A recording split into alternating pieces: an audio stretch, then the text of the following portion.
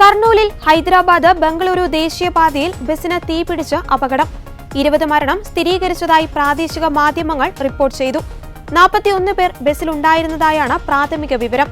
ഇരുചക്ര വാഹനത്തിൽ ഇടിച്ച ബസിന് തീപിടിക്കുകയായിരുന്നു. ബസിന് തീപിടിച്ചത് ഇന്ധന ടാങ്ക് പൊട്ടിത്തെറിച്ചതിനെ തുടർന്നാണെന്നാണ് പ്രാഥമിക കണ്ടെത്തൽ. പുലർച്ചെയാണ് ബസ് ബൈക്കിൽ ഇടിച്ചത്. ബൈക്ക് ബസിനടിയിൽ കുടുങ്ങി മുന്നോട്ട് നീങ്ങി. ഇതിനിടെ ബൈക്കിന്റെ ഇന്ധന ടാങ്ക് പൊട്ടി ബസിന്റെ ഇന്ധന ടാങ്കിലേക്ക് തീ പടരുകയായിരുന്നെന്ന് പോലീസ് പറയുന്നു. മരണസംഖ്യ ഉയരാനിടയുണ്ടെന്ന് അധികൃതർ പറഞ്ഞു. ബൈക്ക് യാത്രികനും അപകടത്തിൽ മരിച്ചു. ബസ് പൂർണ്ണമായി കത്തി. മിക്ക യാത്രക്കാരും ഉറങ്ങിക്കിടക്കുമ്പോഴാണ് അപകടം നടന്നത്. ചിലർ ജനാലകൾ തകർത്ത് രക്ഷപ്പെട്ടു.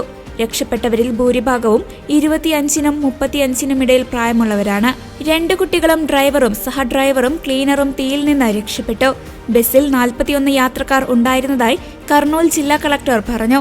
പുലർച്ചെ 3 മണിക്കും 3:10-നും ഇടയിലാണ് സംഭവം നടന്നതെന്നും ടാങ്കിലുണ്ടായ ചോർച്ചയാകാം തീപിടുത്തത്തിന് കാരണമായതെന്നും കളക്ടർ പറഞ്ഞു. ഹൈദരാബാദ് ബാംഗ്ലൂരു റൂട്ടിലെ 2ാമത്തെ പ്രധാന ബസ് തീപിടുത്തമാണിത്. 2013 ഒക്ടോബർ 30-ന് ബംഗളൂരുവിൽ നിന്ന് ഹൈദരാബാദിലേക്ക് വന്ന ഒരു സ്വകാര്യ ബസ്സിന് തീപിടിച്ച് 45 പേർ വെന്തു മരിച്ചിരുന്നു. ബസ് ദുരന്തത്തിൽ പ്രധാനമന്ത്രി നരേന്ദ്രമോദി അനുശോചിച്ചു. മരിച്ചവരുടെ കുടുംബത്തിന് 2 ലക്ഷം രൂപ ധനസഹായം പ്രഖ്യാപിച്ചു.